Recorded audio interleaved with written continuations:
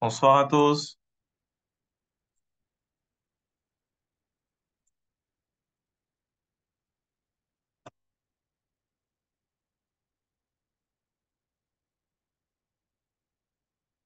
Est-ce que vous m'entendez? D'accord, j'ai une main levée. Bonsoir Kevin, on t'entend bien. Ah, ok. Bonjour Wadja, bonjour Zéré.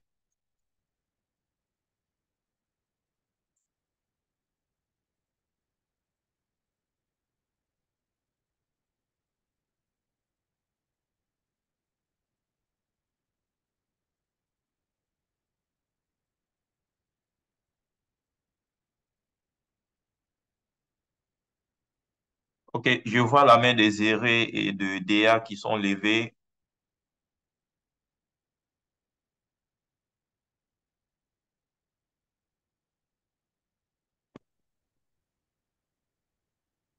Allô? Et alors? Oui, non, en fait, c'était juste pour signaler que j'étais présent, c'était pour saluer tout le monde et tout, voilà. Vu que D'accord, le il y a micro pas de souci. était, voilà, était En fait, désactivé.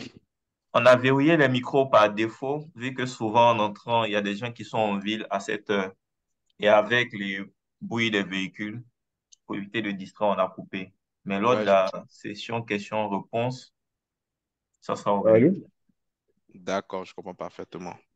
Allô? Ok. Bonjour. Bonjour, selon Pacom, le pays où vous êtes, sinon bonsoir. oui, bonjour, je suis Pacom, D'accord. du chapitre Côte d'Ivoire. Enchanté, pas comme. Enchanté. Je reconnais quelques noms et quelques habitués de chez nous. Je vois de nouveaux noms, plus ou moins. On a Madame Diakité. Bon, c'est vrai que je sais qu'elle n'est pas membre du chapitre. Bonsoir, Kevin. Bonsoir, Madame Diakité. Mhm. Bon, je suis ravie de participer à cette session. D'accord.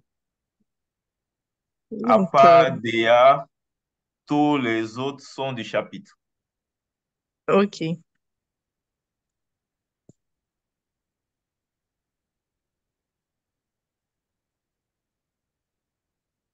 Ange Wadja, vous êtes du chapitre Côte d'Ivoire? Oui, oui, je suis nouveau. Ça fait à peine, je vais dire quoi, une semaine que je suis sur le truc. Ah, d'accord. Enchanté. Bienvenue parmi Enchanté. nous. Ok, merci. D'accord. À ceux qui sont déjà connectés, le lien va être rappelé, mais n'oubliez pas que pour être speaker, il y a la possibilité qui vous est donnée de pouvoir vous inscrire pour partager votre expérience.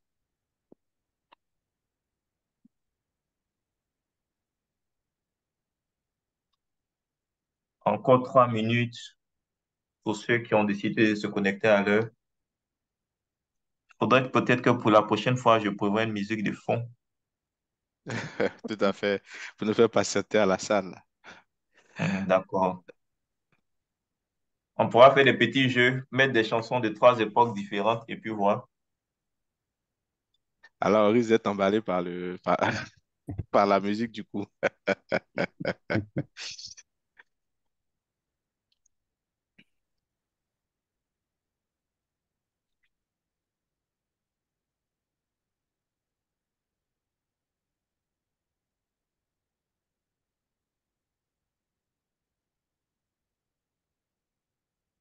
Ah, Zéré, tu as écrit dans le chat, dans la partie questions-réponses.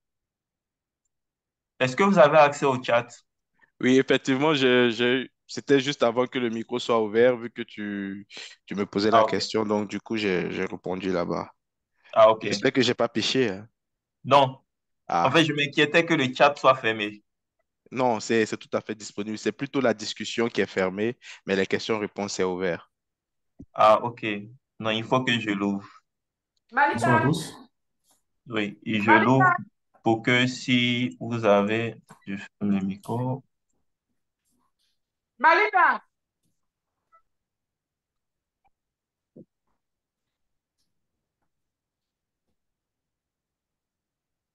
Ok, non. pas quitter, je vais fermer son micro.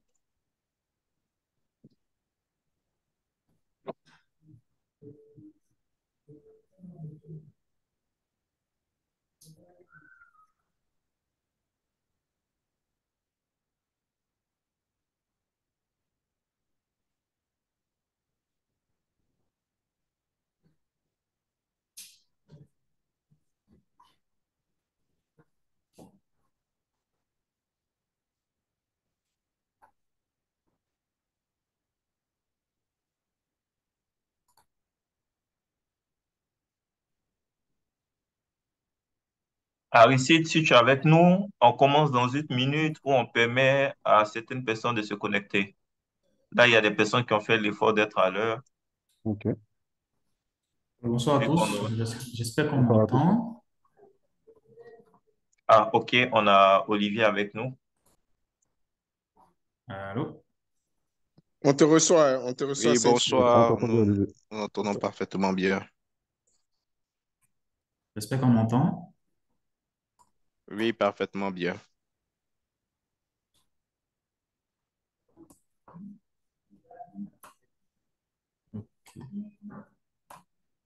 Ok, bonsoir à tous. On va commencer la session de ce soir. Je vous souhaite la bienvenue à notre webinaire de ce 25 juillet, de ce 25 octobre, pardon, 2023.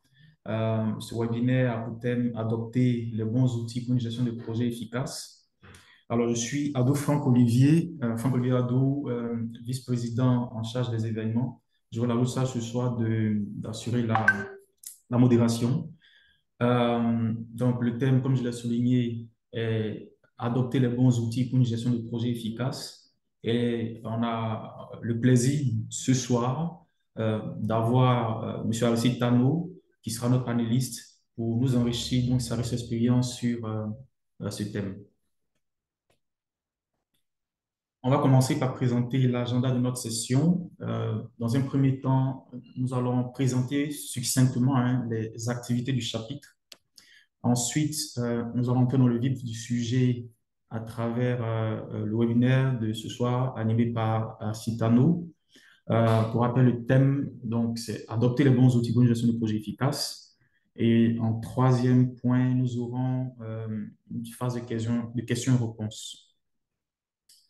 On va à présent entamer la première phase, donc la présentation des activités du chapitre. Alors, sur l'année 2023, nous avons eu en début d'année une visite. On a eu le plaisir de recevoir M. Lee Lambert, qui nous a rendu visite le 11 mars 2023 et qui a animé, donc à cette date, au sein de l'hôtel Palm Club, un thème qui nous a enrichi en fait, qui nous a partagé son expérience de la gestion de projet. Le 1er juin 2023, on a eu le plaisir de recevoir M. Fidèle Etienne, qui est docteur professeur Fidèle Etienne, et qui a animé le thème de la planification des ressources de projet. Le 12 juin 2023, on a eu un webinaire sur la sensibilisation qui visait donc à sensibiliser les membres en vue de prendre part à la session, à la conférence du PMI Africa qui s'est tenue 3 mois plus tard. Ce webinaire a été animé par 3 de nos vice-présidents, M. Simon Adou, M. François Cabran et M. Kevin Poidio, que je salue au passage. Le 15 juillet 2023, nous avons eu une conférence sur la sensibilisation à la gestion de projet dans le cadre du PMI AUF. En fait, cette initiative vise à sensibiliser les élèves et étudiants à la pratique donc, de la gestion de projet.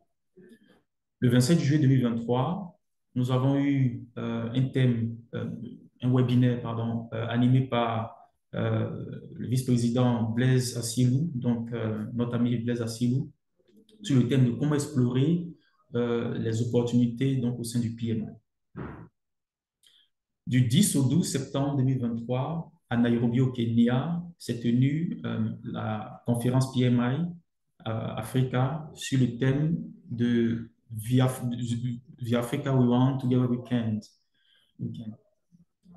Le 25 septembre 2023, donc aujourd'hui, en l'occurrence, on a le plaisir de recevoir M. Aristide Tano, qui nous entretient aujourd'hui donc sur le thème de comment adopter les bons outils pour une gestion de projet efficace. Le 25 novembre prochain, nous aurons le PMI Day, dont le thème sera l'intelligence artificielle dans la gestion de projet. C'est l'occasion, en tout cas, de mobiliser tous les membres pour être massivement présents à cette session. Pour la suite, nous voulons faire un focus sur la conférence PMI. Pour rappel, le thème c'était The Africa We Want Together We Can. Elle s'est tenue donc à Nairobi au Kenya, à l'hôtel Ole Sereni. Comme chiffre clé pendant cette session, pendant cette conférence, on peut noter un peu plus de 45 sessions plénières animées par plus de 80 speakers auxquels ont participé plus de 450 membres et non-membres. 20 tables rondes ont été organisées en 3 langues. À cette session, à cette conférence, ont répondu présents 25 chapitres. 3 sponsors ont été en background donc, de l'événement. Et fait notable, 18 de nos membres ont répondu présent fait le voyage sur le Kenya. Sur l'aspect thématique, en fait, de la conférence à Nairobi. Donc, cette session, comme on l'a souligné, c'est tenue du 10 au 12 septembre à l'hôtel Ole Sereni. Et cette conférence, pardon, s'est inscrite dans l'agenda 2063 pardon, de l'Union africaine qui vise à faire de l'Afrique une puissance mondiale à travers des objectifs et initiatives de développement durable. Les panels, il faut le noter, ont principalement porté sur la transformation des compétences, l'autonomisation des jeunes, la place des femmes dans la profession de gestion de projet, le développement d'infrastructures sur notre continent, l'intelligence artificielle et la production énergétique. Sur cette slide, j'aimerais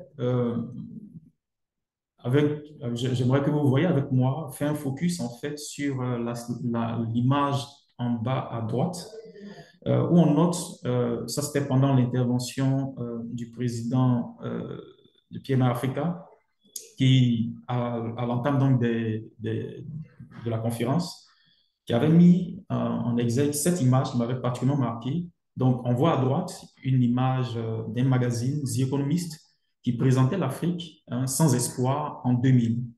Et environ 20 ans plus tard, donc en 2019, on note que l'Afrique est le continent qui attire. Qu'en est-il maintenant de la participation de la délégation ivoirienne? Dans les statistiques que j'ai présentées tout à l'heure, la délégation de Côte d'Ivoire, le PMI Côte d'Ivoire, a noté 18 membres, fait notable, mais particulièrement, la voix du chapitre s'est fait entendre à travers celle de notre panéliste du jour, M. Aristide Tano, qui a donc animé un des panels pendant la conférence. C'est l'occasion tout tracée de pouvoir donc présenter, faire la biographie de notre conférencier du jour. Donc, Aristide Tano est passionné de gestion de projet. Il cumule 12 années d'expérience dans des positions de chef de projet, responsable de programme et PMO. Il a ainsi eu l'opportunité dans les équipes Middle East Africa du groupe Orange de travailler pendant 7 ans sur le déploiement d'outils pour le pilotage commercial dans plusieurs filiales en Afrique.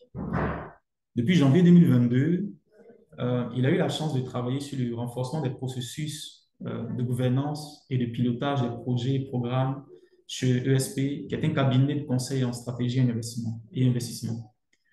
Ces expériences lui ont permis de se rendre compte de la pertinence des standards du PMI, mais également de la nécessité d'avoir les bons outils pour leur mise en œuvre. Aristide est membre de notre chapitre depuis 2017 et est convaincu que les interactions entre professionnels de domaine contribueront à coup sûr à faire évoluer les pratiques dans nos milieux professionnels pour plus d'impact dans les projets que nous délivrons, que nous déployons. Mesdames et messieurs, joignez-vous à moi pour souhaiter la bienvenue pour la prise de parole de notre conférencier ce soir. Aristide. Oui, je suis là. Merci, Franck. Bonsoir à tous et à toutes. Ici, Euh, si tu m'entends, alors, est-ce que vous m'entendez? Oui, on entend parfaitement. Bonsoir. Ok, top. Ça marche. ici. Oui, Olivier, je t'entends, hein. Ok, on va y aller le temps qu'il nous entende. En tout cas, bonsoir à tous et à toutes. Merci, Olivier, pour la présentation. Bonsoir. Voilà. Alors, je tiens d'abord, en tout cas, à dire un grand merci au Je ne sais pas chapitre où, Côte mais d'Ivoire. j'ai l'impression que Attends, je nous vais n'avons lui pas écrire. Aristide. Je vais lui écrire. Bon, bon. Olivier, on a Aristide. Voici à ton niveau, il n'y a pas un souci de latence. Sinon, on a Aristide qui est bien connecté. Ah, ok. Et Juste une Aristide, il faudra seconde, le aussi temps de annoncer les corriger couleurs. l'anomalie, Est-ce que tu problème prends les d'accession de Ok. questions pendant ta présentation Aristide. ou après? Je propose de prendre les questions après. On a juste 5, 6 slides, donc ça ira très vite pour laisser justement la place aux échanges. OK. Merci bien. Ça marche. Je peux y aller? Oui. Ok, top. En tout cas, bonsoir ou bonsoir à tous.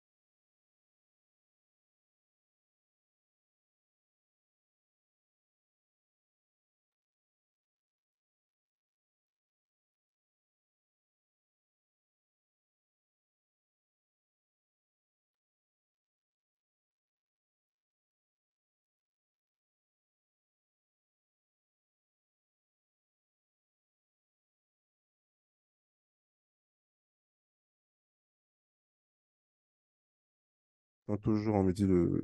On m'entend toujours? Oui, on entend toujours Ok, parfaitement. ok, parfait, top. Donc, l'idée, hein, c'est vraiment de démarrer cette session-là par une petite simulation de project management qui dure 25 secondes. Donc, on va solliciter parmi les participants un ou deux volontaires. On va commencer par un premier à qui on va donner quelques instructions. Allô, Aristide? Oui, Olivier, je t'entends.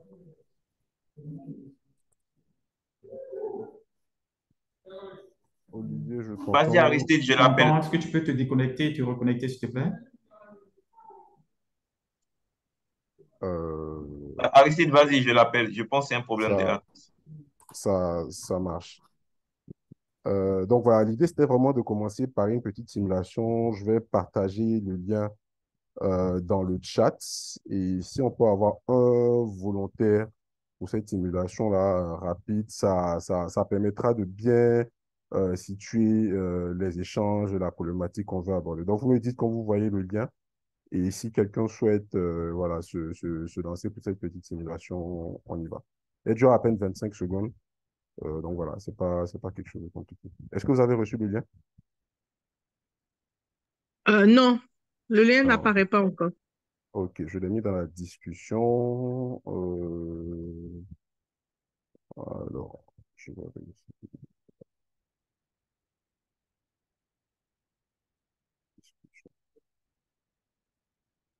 Toujours pas?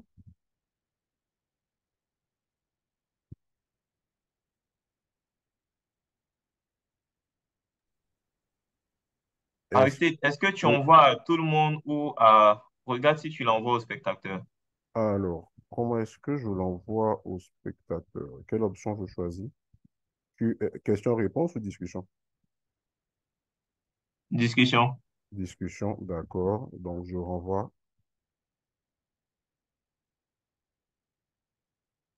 Est-ce que vous voyez le lien? Sinon, si c'est compliqué, je vais moi-même ouvrir le lien et puis vous le présenter. Donc, je vais laisser juste quelques instants pour voir si quelqu'un arrive à l'ouvrir. Sinon, je vais y aller. Euh, Je vois pas de lien. Vous voyez pas Je le suis lien? allée dans discussion, oui. Je Ah, sais pas vu. Effectivement, il n'y a pas de lien dans les d'a- deux d'accord, c'est pas éléments. grave. Mhm. C'est pas grave. Je vais essayer de partager mon écran. De toute façon, c'est un lien, c'est une simulation qui est gratuite. Tout le monde pourra refaire l'exercice à son niveau. Alors, il faut que je partage mon écran juste quelques instants, un participant à la fois.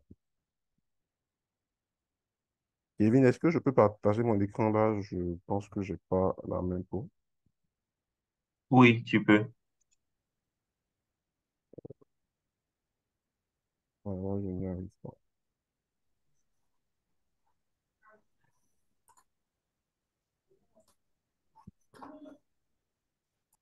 Tu peux. Là, maintenant, tu es l'hôte principal. D'accord, je Ouais. reprends. Donc, OK, c'est bon. Parfait. Alors, vous me direz quand vous voyez l'écran. C'est bon? C'est Ouais, bon. c'est parfait pour moi Parfait, également. OK. Donc, ce qu'on va faire, ça aurait été bien que quelqu'un puisse le faire, mais c'est pas grave, je vais le faire. Et comme j'ai dit, le lien, vous voyez, il est très simple. C'est datepmgame.com. Donc, si vous le lancez, il est gratuit, vous pouvez le faire. Donc, en fait, l'idée de cette simulation-là, c'est qu'on a un projet fictif avec 5 tâches. Elles sont toutes fictives. On a les ressources de notre projet en haut à droite ici et le budget de ce projet-là.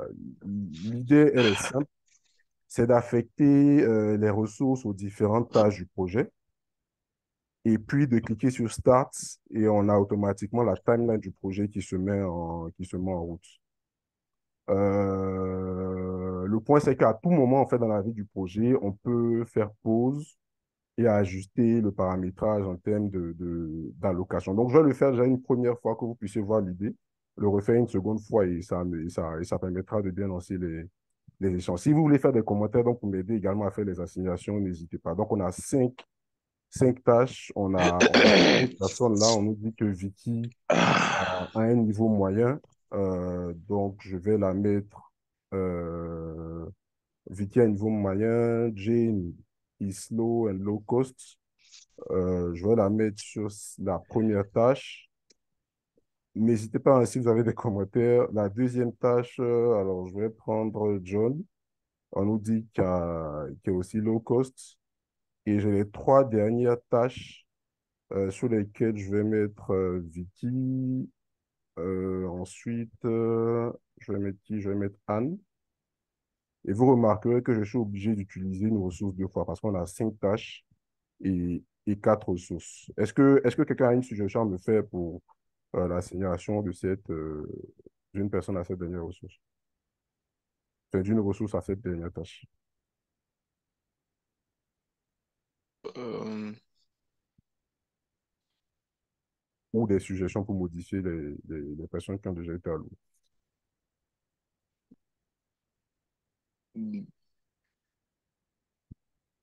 Sinon, on va y aller au pif et puis on on va commentera prendre dessus. John, vu On va qu'il est prendre John. low cost. Tant Parfait, que ça OK. coûte moins cher, c'est bon. OK, bon, c'est fait. Donc, du coup, on a sur ce projet-là assigné les tâches à tous les membres de l'équipe projet. Ce qu'on va faire, donc, c'est qu'on va lancer le projet. Si vous voulez intervenir pour me dire de bloquer, d'arrêter, n'hésitez pas. Donc, je vais laisser couler pour un premier test jusqu'au bout. Et puis, on va refaire une. Donc, là, j'ai un message qui me dit Chance.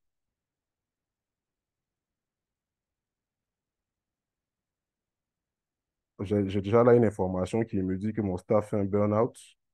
Et là, le projet est terminé. Donc, je ne sais pas quelle, quelle conclusion est-ce qu'on peut tirer sur la fin de ce projet-là, si quelqu'un veut se lancer. On va refaire une deuxième tentative et puis ensuite entrer dans le vif du sujet. Est-ce que quelqu'un a une conclusion par rapport au statut final du projet?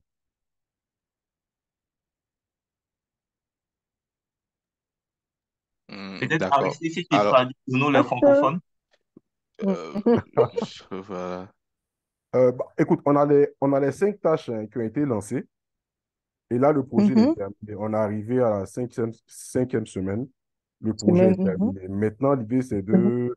Alors, on a une information là qui nous dit que déjà, on a un burn-out au niveau du staff. Mais Mhm. autre information importante, c'est que vous remarquerez, là, quand les tâches sont terminées, elles passent au gris. Et quand elles sont en rouge, c'est qu'elles Mhm. ne sont pas encore terminées. Donc déjà, la conclusion qu'on peut tirer, Ah, c'est qu'on a, ok. voilà, on n'a pas pu terminer en fait toutes les tâches du projet. Donc, le Mhm. projet, il n'est Ok. pas allé à son terme. En plus, on a mis des ressources en burn-out. Voilà, c'est pas l'idéal. Je vous propose de Mhm. refaire D'accord. euh, le, le jeu une seconde fois.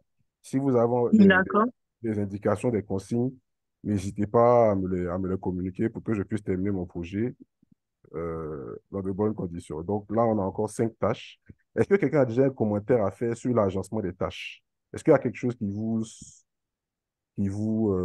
parle, voilà. Est-ce que vous avez un constat déjà que vous pouvez faire, un commentaire? Je peux m'essayer? Oui, bien sûr.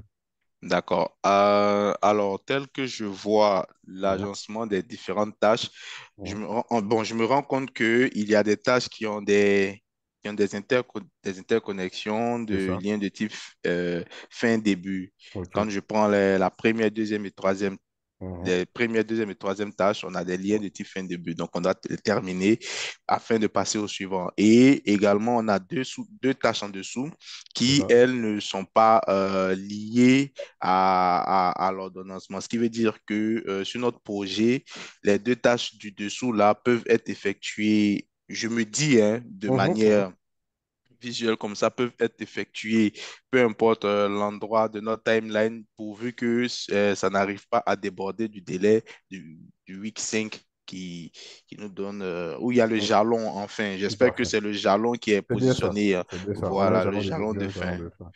OK. Ok, c'est bien ça. Donc, du coup, en fait, là, ce que tu viens de décrire, là, c'est le chemin critique du projet. Et comme tu l'as bien dit, effectivement, si on a ne serait-ce que le moindre retard sur ce chemin critique-là, tout le projet, il est en retard. On a 2 tâches libres qui n'ont pas de dépendance particulière. Donc, en général, il est de coutume de mettre les meilleures ressources sur le chemin critique pour pas prendre de risques. Donc là, on va reprendre juste une dernière fois.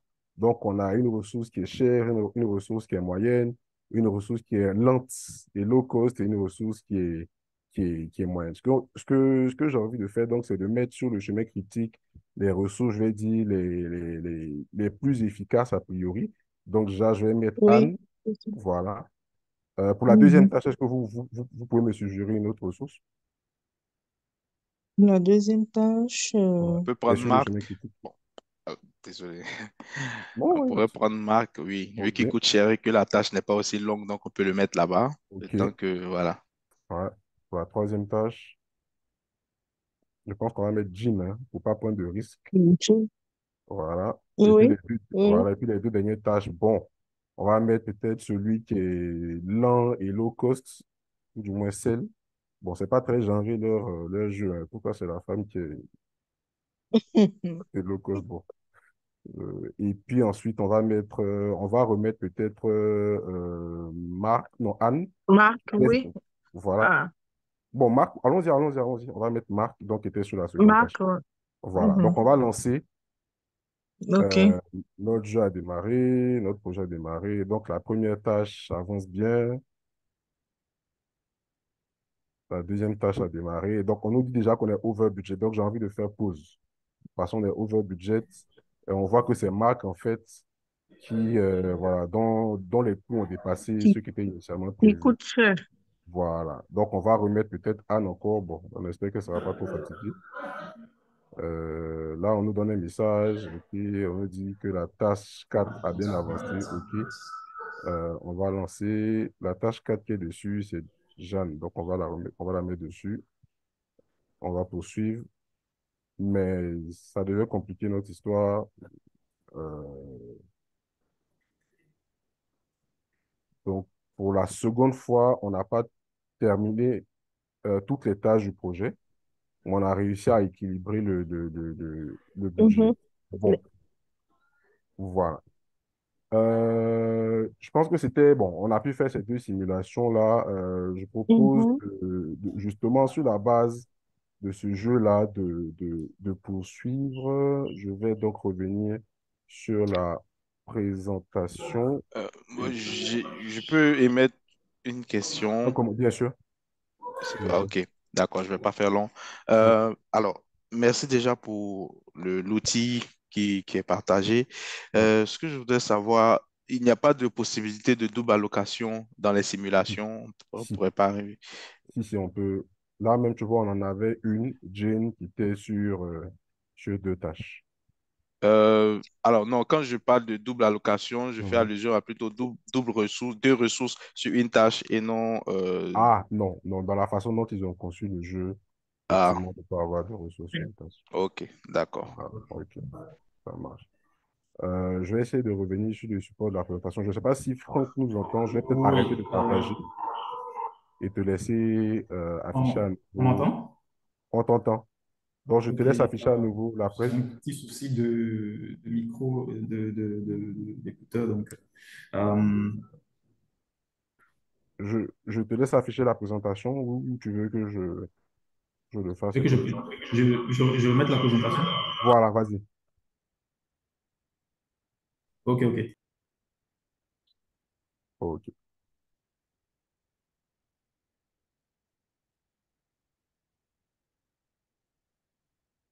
ok, top. Donc, du coup, on va passer au slide qui suit, au slide 2. Donc, le slide 2, c'est vraiment la simulation qu'on vient de faire. Et en fait, ici, c'est des feedbacks en fait, que j'ai eu de la part de plusieurs chefs de projet avec qui j'ai eu l'occasion de faire cette simulation-là, des collègues, des amis en dehors du travail. Et en général, les feedbacks qui ont été faits enfin, sont tous allés dans le même sens. Donc, j'ai posé en général trois questions. Comment est-ce que vous avez trouvé le jeu? C'est l'occasion en même temps de prendre votre feedback là. Comment est-ce que vous avez trouvé ces simulations-là?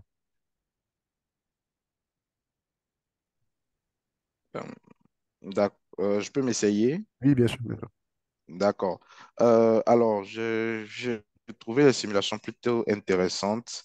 Là, ça nous a ramené dans le rôle de, disons, PMO, Mm, ou même, on pourrait dire même remonter ici, on veut partir au niveau portfolio pour voir un peu, faire des simulations avant de prioriser X ou Y en termes d'allocation de ressources et en termes de budget même. Donc, je pense que c'est un outil qui est vraiment intéressant et qui nous donne vraiment un aperçu. Si on pourrait même avoir un logiciel, c'est-à-dire quoi, cette visualisation dans un logiciel mm, également, aussi simplement, ça aurait mm. été vraiment une acquisition vraiment magnifique. Et Top. je remercie pour ce partage, hein. Je pense que ça peut aider tous les chefs de projet à pouvoir se mettre dans des situations et puis voir un peu comment Mm. est-ce qu'il faut mettre où pour pouvoir respecter le budget et les délais et tout. Ok, top. Je note ce commentaire-là, la visualisation en tout cas a été, je l'ai trouvé assez pertinente. Ok. Ben, est-ce qu'il y a un autre commentaire? Sinon, on va avancer. C'est comme vous voulez. Ok, on va y aller. Donc, en général, donc ça, c'est les trois questions que j'ai posées à tous ceux avec qui j'ai fait le jeu. Comment est-ce que vous avez trouvé le jeu? Effectivement, le feedback a été le même, intéressant, instructif. Certains trouvé ça plutôt stressant. Bon, parce qu'à chaque fois, il fallait regarder si on avait des ressources en burn-out ou si on respectait le budget. Il fallait surveiller en tout cas tous les paramètres. Donc, voilà, le constat a généralement été le même. À la deuxième question, la question que je posais était de savoir quelles étaient les compétences, les informations qui étaient nécessaires pour pouvoir bien piloter ce projet, donc mener à bien ces simulations-là.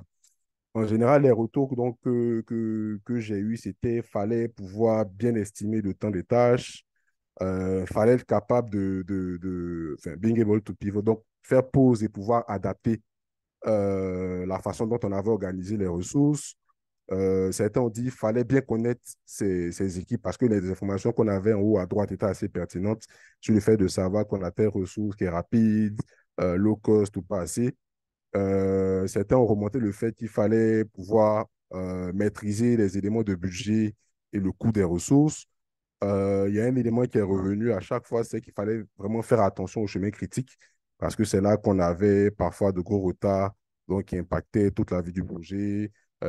Plusieurs ont remonté le fait qu'il fallait vraiment se focaliser, se concentrer sur le planning. Voilà, c'est en général ces feedbacks-là qu'on avait.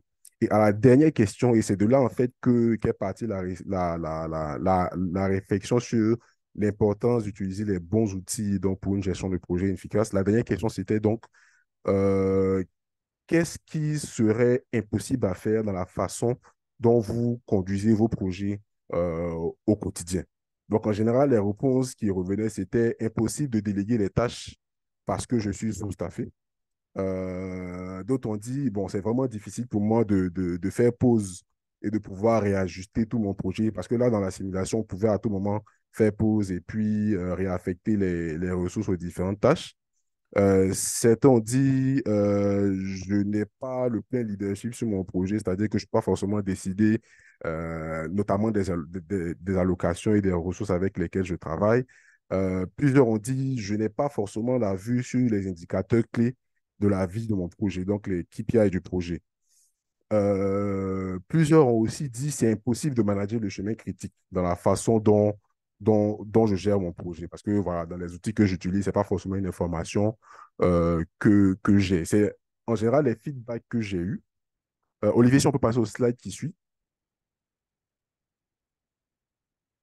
Voilà. Et en fait, il faut dire que ces feedbacks-là m'ont amené à nourrir, on va dire, vraiment des réflexions, des discussions avec plusieurs collègues, des membres du chapitre, voilà, des personnes passionnées de project management pour comprendre en quoi est-ce que le choix du bon outil pouvait permettre d'avoir, on va dire, d'éviter ces difficultés-là qui ont été mentionnées par les chefs de projet. Parce que plusieurs disent, je n'ai pas forcément la vue sur les indicateurs.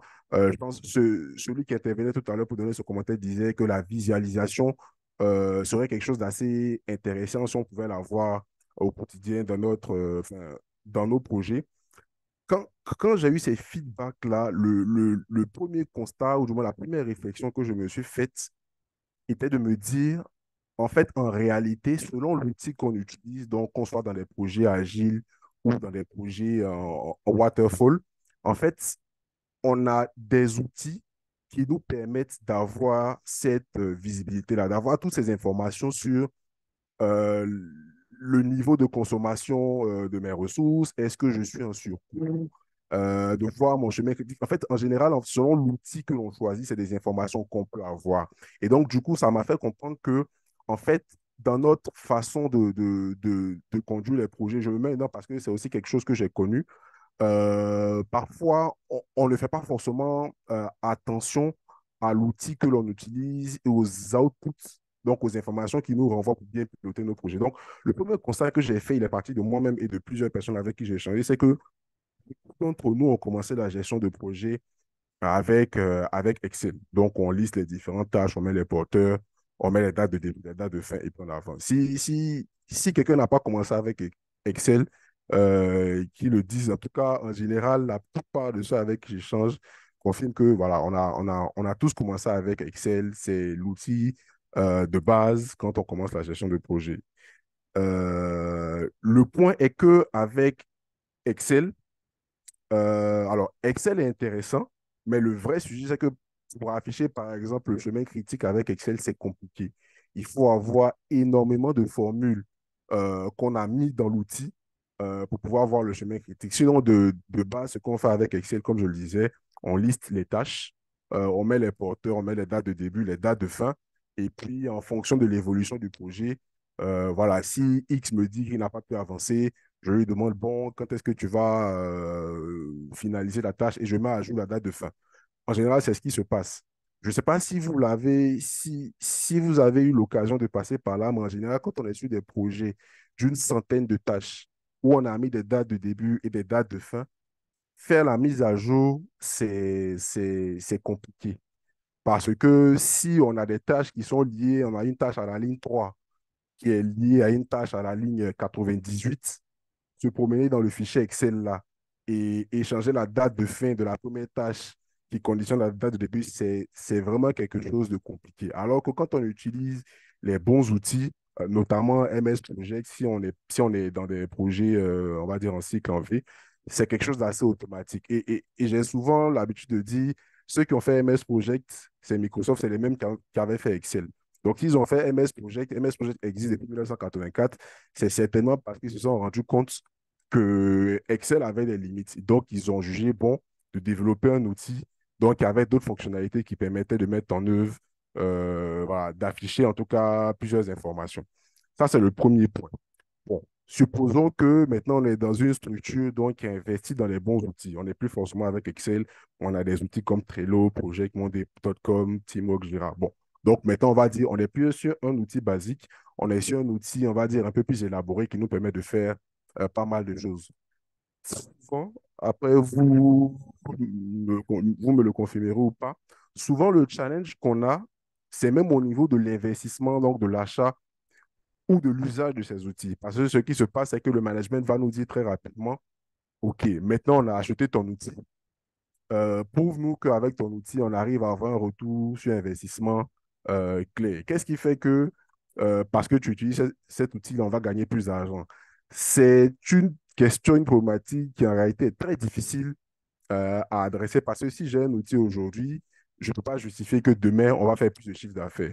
Je pense que ça va m'aider à bien travailler parce que je pourrai avoir des informations sur les indicateurs clés de la vie du projet, mais prouver à l'instant T qu'on arrive à forcément apporter de la valeur ajoutée, ça peut être compliqué. Parfois, c'est des choses qui se constatent à moyen et long terme quand on a pu dérouler plusieurs projets, qu'on a pu vraiment profiter des livrables, quand on a pu prouver l'impact. Donc, on a parfois ce sujet au-delà de l'outil, on a parfois la problématique de pouvoir justifier, de devoir justifier rapidement du retour sur investissement.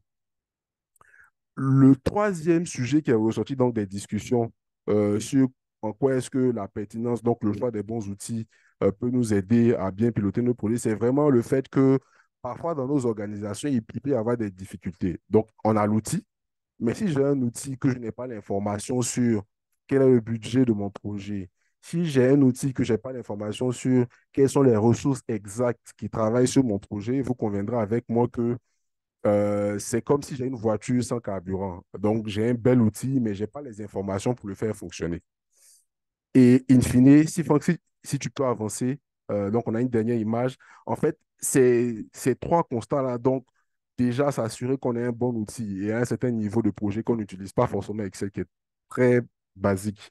Quand j'ai l'outil, si j'arrive à prouver le retour sur investissement et si j'ai vraiment toutes les informations, en fait, le but à la fin de choisir le bon outil, c'est en réalité en fait de pouvoir avoir les bons indicateurs sur la santé, sur la vie de mon projet. Entre autres, ce que le PMI nous montre quand on regarde un peu la documentation, c'est qu'on a des indicateurs qui sont très concrets pour rendre compte de l'avancement du projet. Par exemple, on a celui de la valeur acquise, donc earn value. En général, en fait, cet indicateur-là nous permet de dire si on en avance dans le déroulement du projet, si on respecte les coûts, donc si on dépense trop ou pas assez d'argent, si on a réalisé ce qu'on devait faire à l'instant T. Je pense qu'avec Excel, c'est quelque chose d'assez difficile à prouver. On sait juste dire si la date de fin qu'on avait définie pour une action est respectée ou pas, mais c'est vraiment difficile de rendre compte de rendre compte de ce que le produit qu'on doit livrer est au bon niveau à l'instant T où on parle. On a d'autres éléments, par exemple, avec les bons outils qui nous permettent de voir la marge qu'on a sur une tâche. Donc, je devais, par exemple, finir une tâche aujourd'hui, mais en utilisant le bon outil qui me montre le chemin critique, je peux voir, par exemple, que j'ai de la marge, une marge de 2, 3 jours sur cette tâche-là. Donc, si j'ai un retard, je peux me permettre donc de repousser la date de fin. Par contre, sur les tâches qui sont sur le chemin critique, je saurais voir directement que je ne peux pas faire d'ajustement à ce niveau-là. Donc, en fait, le point de tout ça, c'est que quand on utilise les bons outils, le but est d'avoir les bons indicateurs.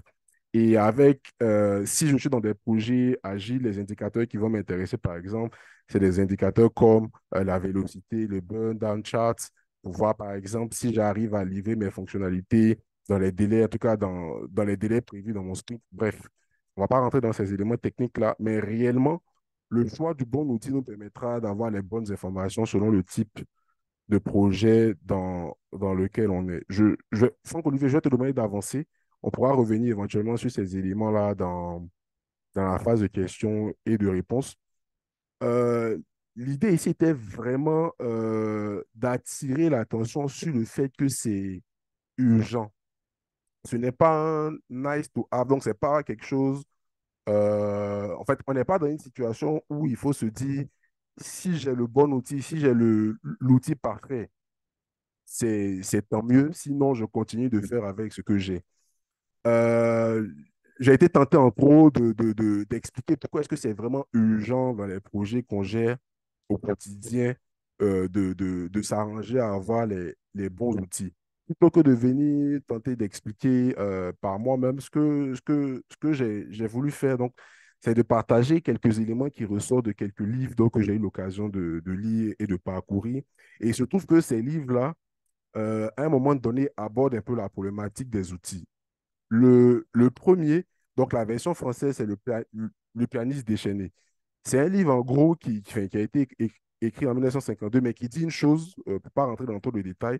En gros, il raconte l'histoire d'une société où on avait des travailleurs très compétents qui ont été mis sur la touche parce qu'à un moment donné, il y a de nouveaux outils donc, qui ont été amenés dans leurs différentes sociétés, dans leurs différentes activités, et ils n'ont pas pu suivre parce qu'ils n'étaient pas prêts, ils n'étaient pas forcément préparés à utiliser ces nouveaux outils. Ça ressemble un peu aujourd'hui aux réflexions qu'on a sur l'intelligence artificielle, mais ça, c'est déjà quelque chose qui était partagé dans ce livre en 1952.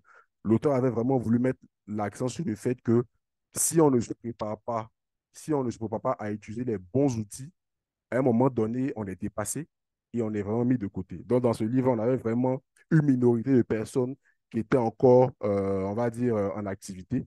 Les autres, c'est pas qu'ils n'étaient pas compétents, mais ils n'étaient juste pas prêts, ils n'avaient juste pas les compétences pour utiliser les outils qui étaient maintenant d'actualité.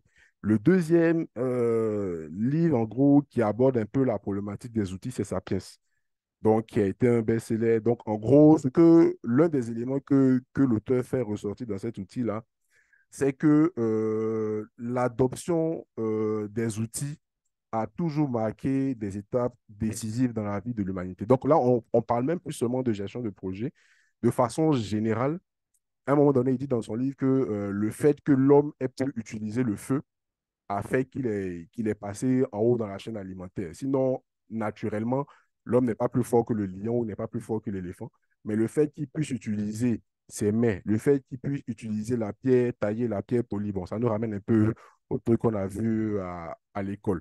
Mais c'est des réalités. Le fait que l'homme ait pu utiliser ces outils-là, la pierre taillée, la pierre polie, le feu, a fait qu'il a pu prendre l'ascendant, l'avantage sur l'ensemble du règne animal. Donc, ça a fait vraiment une différence notable. Le dernier élément, c'est le livre, en gros, que l'on étudie quand on va passer la certification d'ISSN, donc Discipline Agile Senior Scrum Management. L'un des éléments, moi, qui m'a marqué dans ce livre-là, c'est que on met bien sûr l'accent sur le fait que l'agilité, c'est une question d'état d'esprit. Il faut pouvoir s'adapter au changement. Mais à un moment donné, ils insistent sur le fait que si on n'utilise pas les bons outils, ça va être difficile d'être agile. Aujourd'hui, ceux qui travaillent en mode agile ne peuvent pas le faire forcément avec Excel. Ils vont le faire peut-être avec des outils comme Jira, parce que c'est des outils qui permettent de sortir plusieurs indicateurs, comme on a pu le voir dans le slide précédent. Donc, on a vraiment plusieurs éléments, on a pas mal de documents et même dans nos observations au quotidien, on peut faire le constat que utiliser le bon outil, c'est vraiment quelque chose de décisif. Donc là, on n'est même plus seulement en termes de gestion de projet. Utiliser les bons outils dans nos différentes activités, dans notre vie, ça crée un vrai impact. À plus forte raison dans la gestion de projet. Comme Franck a pu le dire un peu dans ma présentation, moi, j'ai eu l'occasion de pouvoir déployer des outils de pilotage commercial pour différentes filiales en Afrique. L'un des éléments, moi, qui m'a marqué, c'est que on venait équiper des différentes directions commerciales d'outils digitaux parce qu'avant, par exemple, on remontait les niveaux de stock. On avait des agents de terrain qui se baladaient auprès des différentes cabines, des différents points de vente, qui relevaient les différents niveaux de stock sur du papier, qui remontaient ça au bureau au niveau de la direction régionale. Et on va dire une journée après, donc la direction régionale pouvait faire le calcul les niveaux de stock et puis approvisionner. Donc, ça pouvait prendre facilement 24 à 48 heures. Le but, en fait, de l'outil qu'on déployait était d'avoir en temps réel ces informations-là pour que dès qu'on a un point de vente qui a un revenu de stock, on puisse envoyer un commercial pour aller l'approvisionner. Donc, on venait équiper les équipes commerciales d'outils qui leur permettraient de faire la différence. Et moi, à un moment donné, dans la façon dont je pilotais ce projet, moi-même, j'utilisais Excel. Donc, il y avait quelque chose d'assez paradoxal à venir équiper quelqu'un d'un outil efficace et moi-même utiliser Excel. Il va sans dire que enfin, ça n'a pas loupé le programme sur lequel je travaillais. À un moment donné, il a été arrêté parce que on a eu le sponsor, un de nos sponsors sur le projet qui est venu nous dire, vous êtes en retard, vous livrez les fonctionnalités dont on a besoin 2 ans après, ce n'est plus pertinent, donc on arrête. Donc moi, j'ai vraiment eu ce traumatisme-là à un moment donné de me dire, mais comment est-ce que je fais pour être toujours en retard? C'est ça qui m'a un peu amené à aller faire la certification.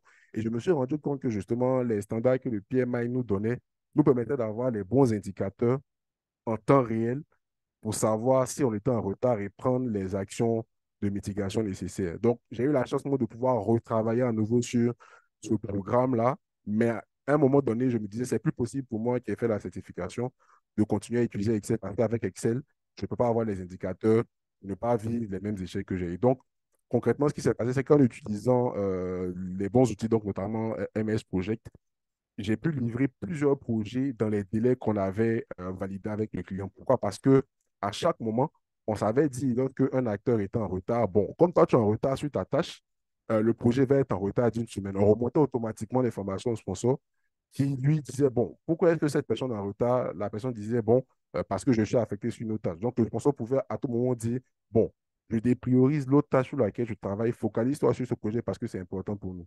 Et c'est vraiment en pouvant, en étant capable de remonter les bonnes informations au bon moment au sponsor du projet qu'on a réussi à avoir toutes les ressources et à livrer plusieurs projets de l'état. Ça a été vraiment une expérience assez parlante pour moi sur le fait que utiliser le bon outil pouvait vraiment faire la différence. Pour finir, on va passer à l'avant-dernière slide, Franck-Olivier.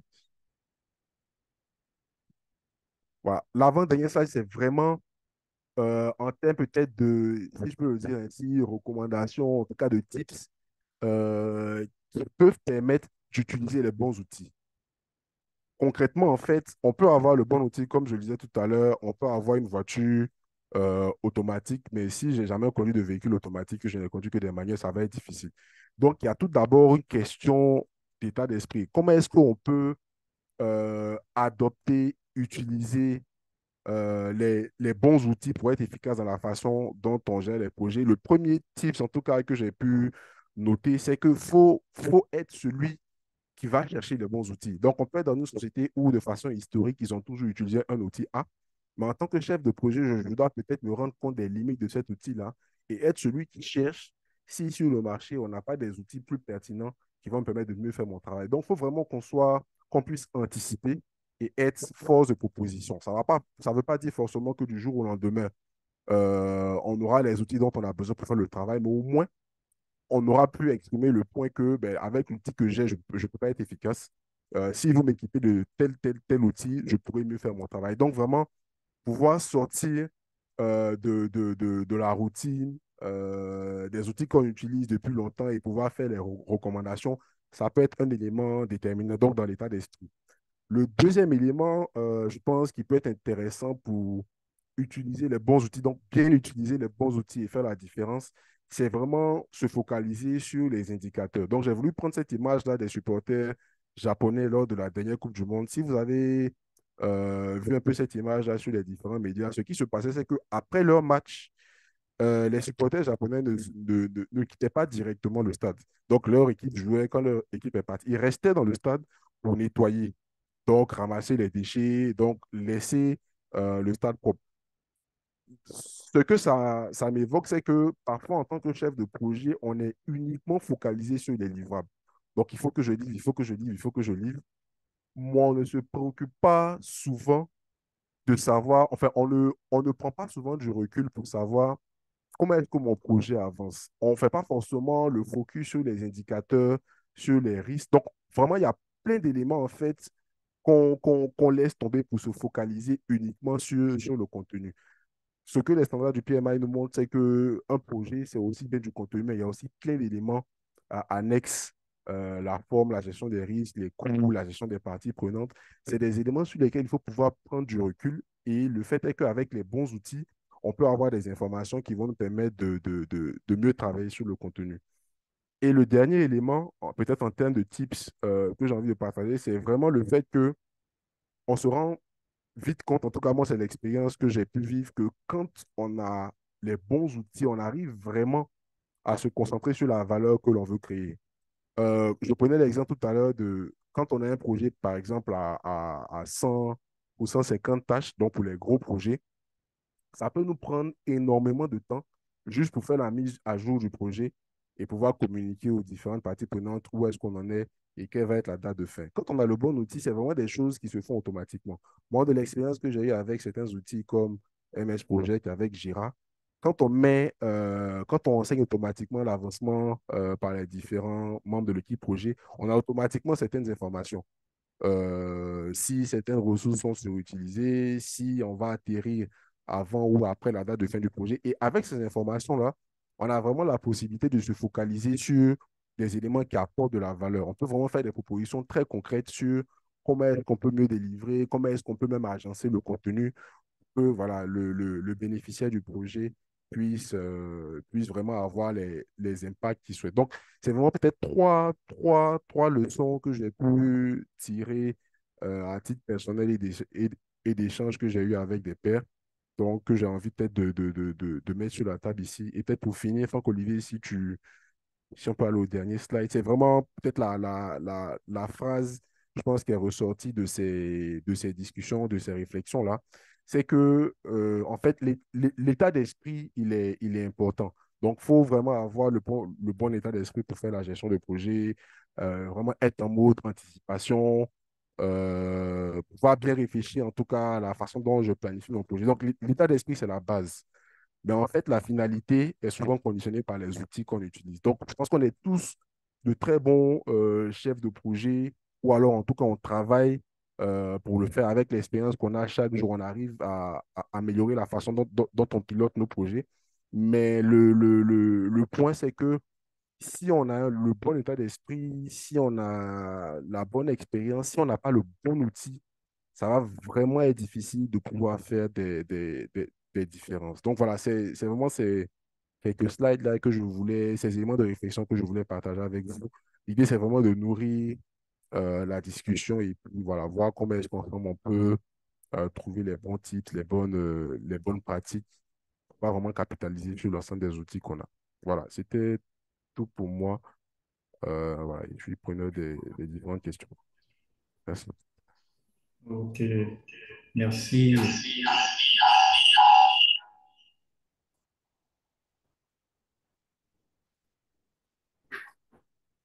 Allô? Ok, merci. Merci Aristide, en tout cas, pour ton intervention, ton intervention. J'ai pu noter vraiment un point majeur, c'est que le choix du bon outil, en fait, nous donne d'avoir donc de bons indicateurs pour le suivi du projet. Il nous donne aussi de nous focaliser sur des valeurs qui nous intéressent. Je note aussi que dans ton intervention, tu nous as recommandé trois ouvrages majeurs dans ton propos. Euh, le choix également du bon outil nous permet donc de remonter assez rapidement les éventuels écarts et éventuellement prendre assez rapidement donc, les mesures appropriées pour mettre le projet donc, sur la route. Voilà. Si on a des questions, on va donc ouvrir une session, une phase donc de questions et réponses. Vous levez la main s'il vous plaît si vous avez une question ou un additif.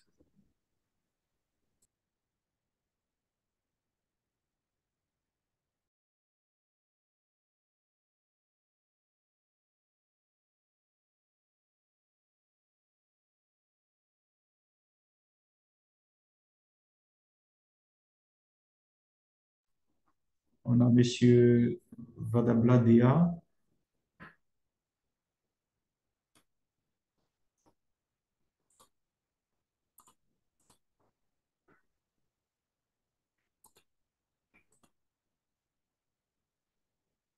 Monsieur Léa?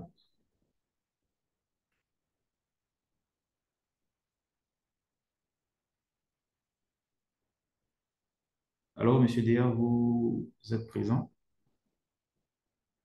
OK, on va prendre alors Monsieur Camara.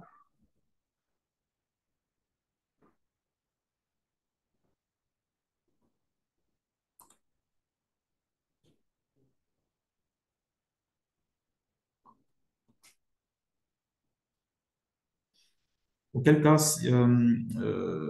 s'il y a quelques soucis avec les micros, vous pouvez peut-être soumettre les questions dans le chat.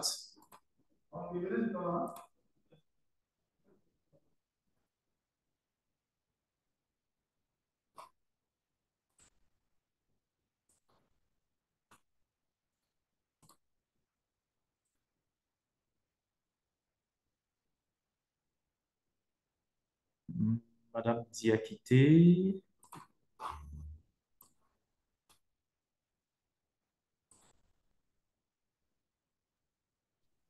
D'accord. Je peux parler? Oui, allez-y. Pour moi, c'est pas une question. Je voulais juste remercier le formateur. Je n'ai pas fait je suis pas diplômée en PMO. Je suis responsable contrôle de gestion. Donc, je travaille avec Kevin. Donc, par sa manière de travailler, vraiment, j'ai beaucoup apprécié cette discipline je me suis intéressée à cette discipline-là. Et donc, ce soir, j'ai compris grâce à la formation que, en matière de gestion de projet, il faut vraiment savoir il faut vraiment connaître la démarche et surtout calibrer les activités, les tâches à exécuter qui engendrent des budgets, des coûts.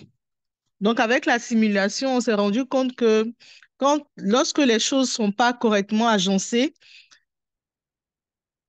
on agit non seulement sur les ressources humaines qu'on emploie pour pouvoir gérer le budget, et aussi on a des coûts, bien la non-réalisation de l'activité. Moi, avec mon métier, parfois, je gère des projets et vraiment, je suis beaucoup focalisée sur Excel. Et avec Excel aussi, effectivement, j'ai des difficultés là. Avec la formation, j'ai vu que vraiment, il faut améliorer en trouvant de bons outils pour mieux nous orienter. Donc, c'était juste pour dire vraiment merci et que j'ai appris beaucoup. Merci beaucoup, c'est bien noté. Peut-être si je peux juste me OK, c'est bien permettre. noté. En tout cas, nous sommes heureux de l'entendre. Merci beaucoup, Madame Je, Diakité. je, je voulais Bon, c'est Euh, rajouter l'occasion peut-être aussi un dernier de élément. vous inviter à rejoindre notre chapitre.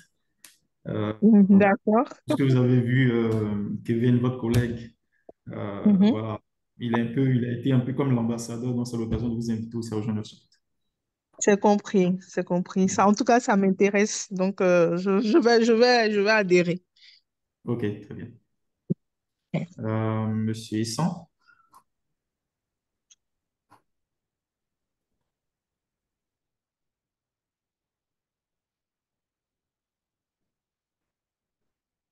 Monsieur Essan,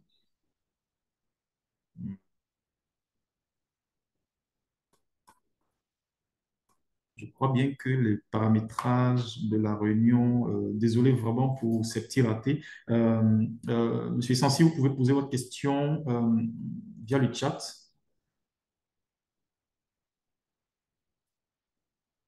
En attendant, nous allons prendre Monsieur Zéré, Monsieur JJ, pardon. Monsieur JJ, D'accord, vous avez la merci. parole. Alors, mon intervention est à deux volets. Déjà, je tenais à remercier l'interlocuteur pour sa brillante présentation au fil de laquelle il nous a fait parcourir plusieurs aspects au niveau de la gestion de projet et même relater ses expériences. Vraiment, merci pour tout. Ça nous permet de comprendre l'importance et l'utilité des outils PPM dans notre travail du quotidien, ce qui est le plus souvent pas bien je vais pas dire pas bien perçu, mais pas pris en, en, en premier niveau par le top management dans les différentes entreprises, mais avec le travail formidable qu'effectue le PMI et le chapitre Côte d'Ivoire, on se rend compte qu'au niveau il y a une nouvelle maturité qui se fait au niveau des entreprises locales. Et ça, c'est à féliciter. Alors, je, ayant côtoyé quand même plusieurs outils PPM, j'ai eu le temps de parcourir différentes fonctionnalités.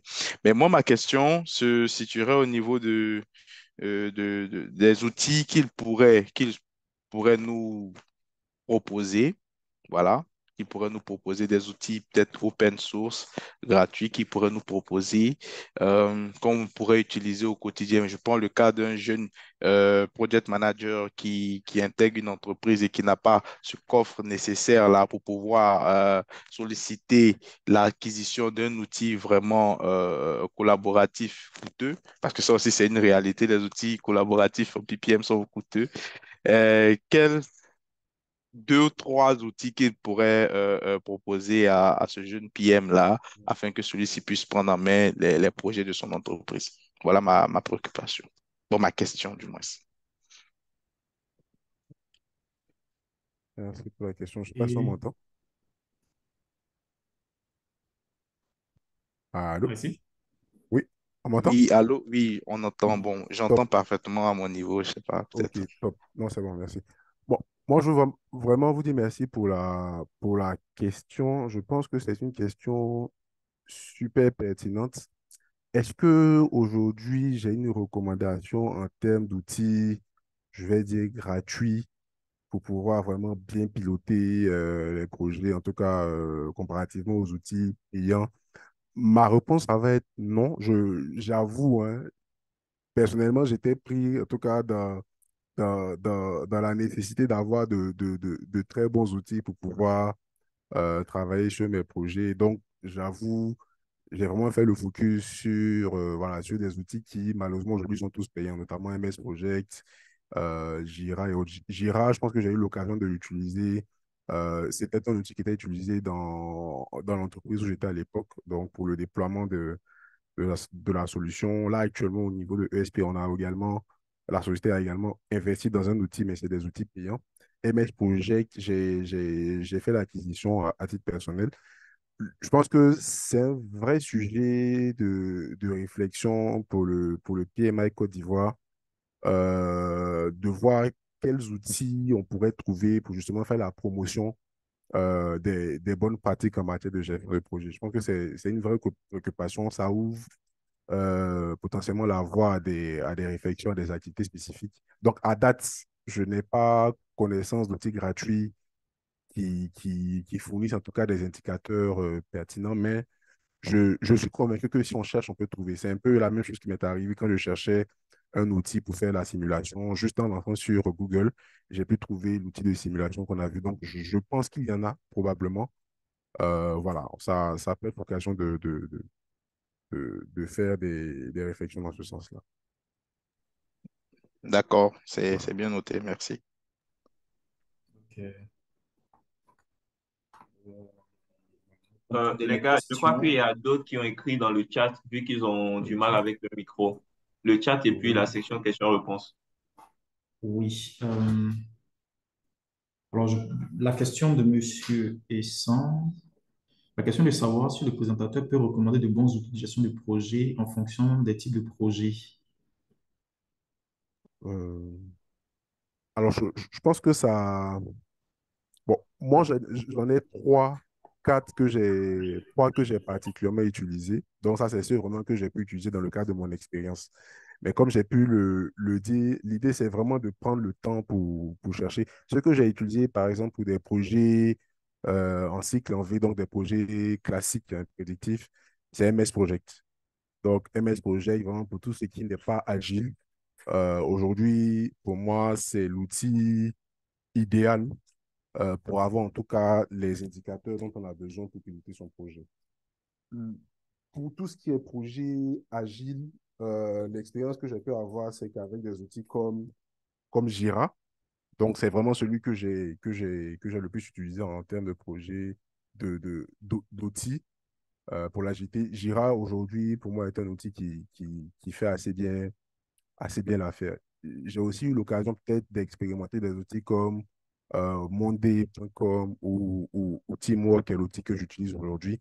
C'est des outils qui sont moins, comment je vais dire, moins lourds que MS Project, un peu moins compliqués aussi que Jira. C'est des outils vraiment qui ont été conçus pour être accessibles. Ils sont assez intuitifs. Peut-être le seul bémol peut-être qu'on peut remonter parfois, c'est que quand je prends par exemple des outils comme Monday.com ou bien comme Teamwork, euh, dans les paramétrages, dans le planning des projets, on a les notions de dépendance. Les standards nous disent qu'on a quatre types de dépendance. Donc, pour simuler différents scénarios, c'est des outils qui ne donnent pas forcément les quatre types de dépendance. Donc, après, selon le niveau d'exigence qu'on a dans son projet, c'est quelque chose avec lequel on peut avancer.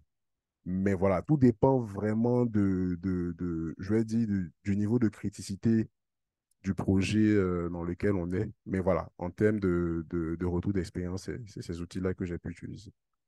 Et donc, la deuxième question que je vois dans le chat, c'est, je voudrais savoir si, à part les applications informatiques assez coûteuses, est-ce qu'on a des outils manuels que nous pouvons élaborer nous-mêmes?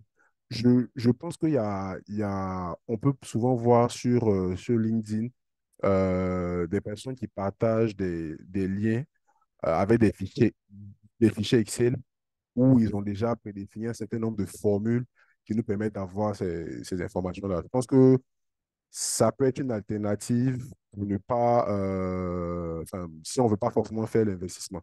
Il y a vraiment des personnes qui ont un profil assez poussé en termes d'usage d'Excel, donc qui ont pris Excel et qui l'ont dopé, si on peut le dire comme ça, avec pas mal de formules, avec du VBA pour qu'on puisse avoir le rendu qu'on a avec des outils payants. Donc voilà, il y a souvent des recommandations, des partages qui sont faits en ligne. Mais voilà.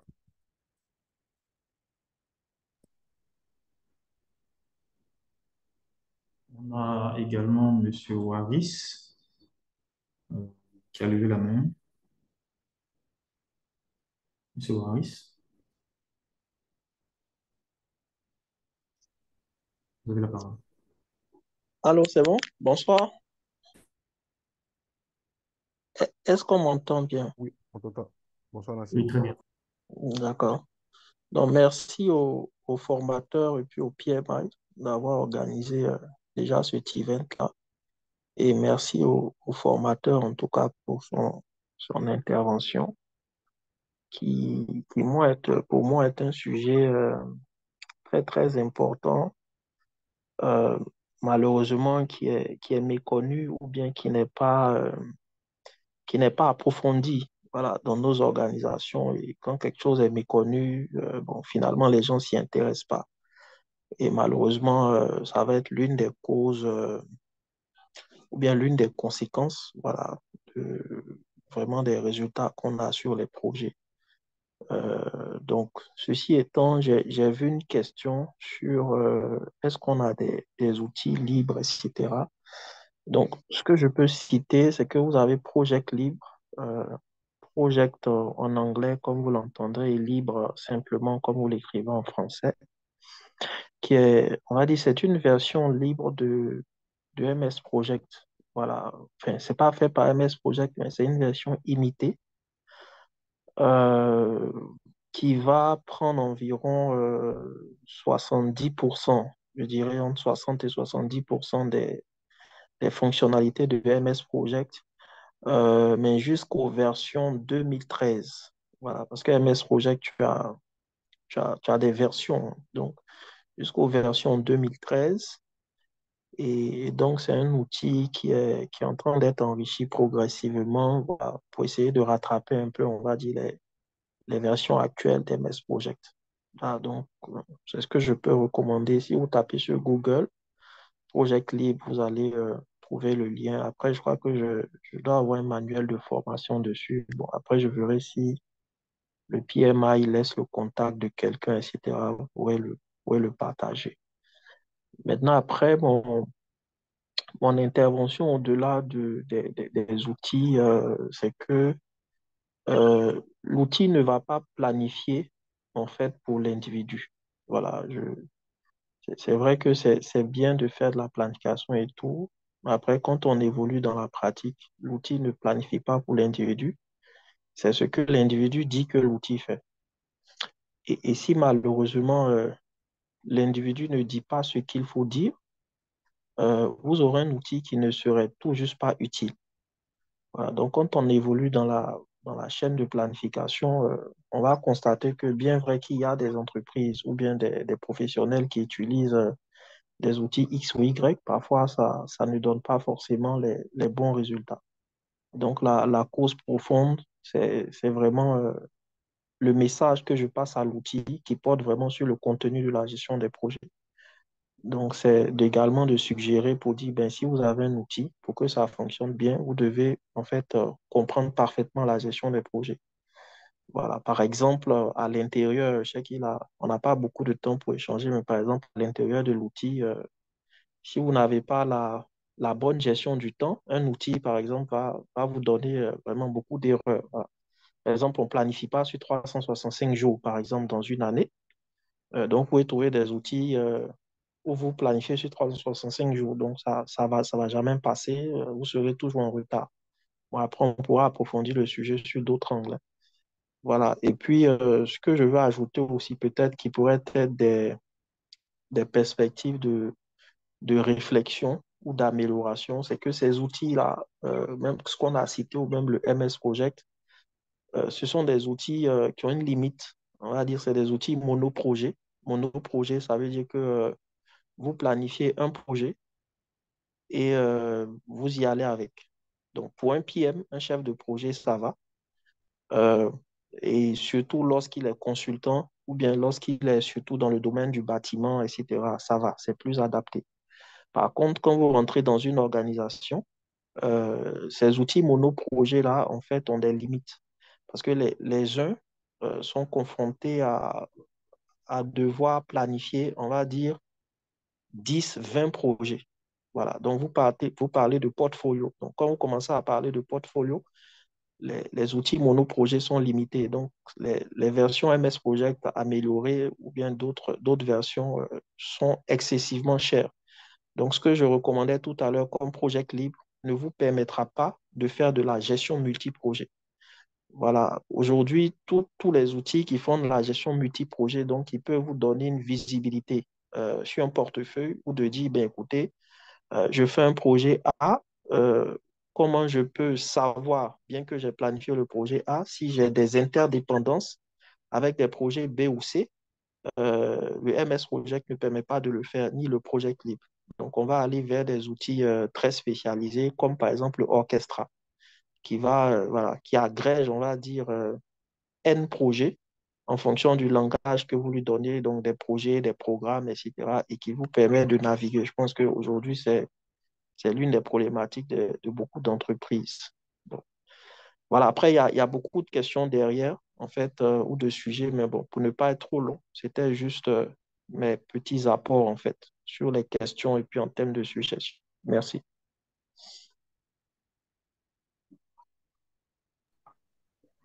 D'accord, merci Merci beaucoup. beaucoup, Monsieur Waris, pour votre intervention.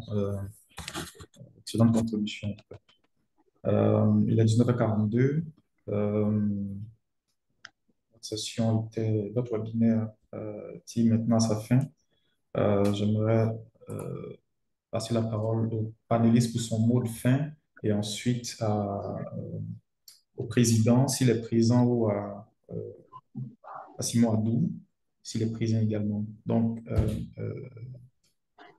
Aristide, ton mot de fin, s'il te plaît.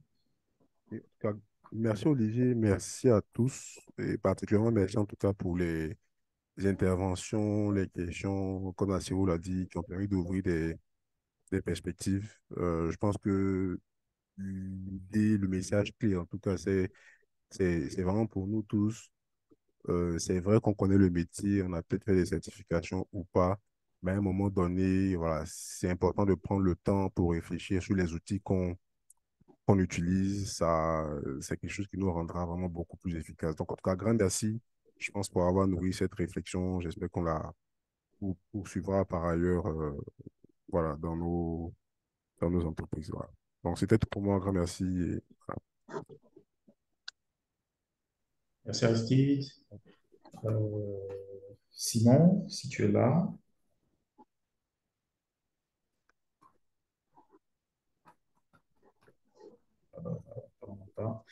Ok. Ok. Donc, j'aimerais remercier chacun de vous d'avoir pris part à cette session. Merci vraiment de votre disponibilité. Comme on l'a souligné dans l'une des slides, au mois de novembre, nous aurons le PMI Day au mois de novembre. Des communications vont être diffusées dans ce sens. Pour donner le lieu, déjà, il faut noter que le thème sera principalement sur l'intelligence artificielle et le lieu vous sera communiqué dans les prochains jours. Merci encore et excellente soirée à tous. Merci d'avoir participé. Merci, excellente soirée également à tout le monde. Merci. Bonne soirée. Merci, au revoir. Merci. Bonne soirée à vous, à tout le monde.